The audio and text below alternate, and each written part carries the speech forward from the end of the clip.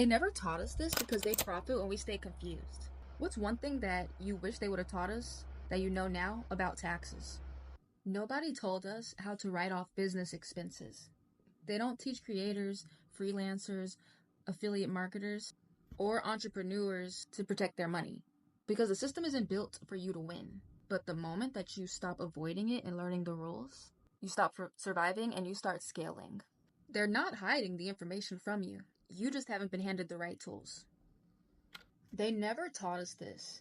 Not in school, not when we got our first side hustle, not when we got our first job, and they didn't teach us because they profit when we are confused. Nobody sat you down and said, hey, when you start making money online, you need to track it. You need to save for taxes. You need to protect your income like a CEO and start treating it like one. Because the truth is, they don't want you to know that.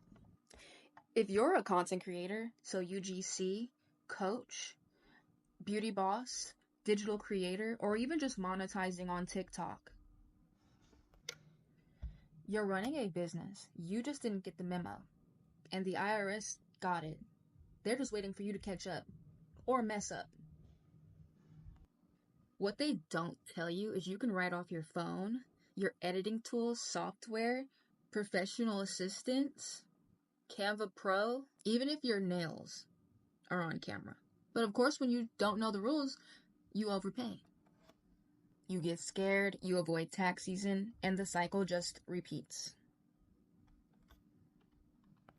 But it doesn't have to, because this time you're going to play it smart. You're going to run your business and track your income and expenses like it matters. And you're going to move like a business because you are one. But it doesn't have to. Because this time you're going to play it smart. You're going to track your money like it matters. You're going to learn how to write off what you use. You're going to move like a business because you are one.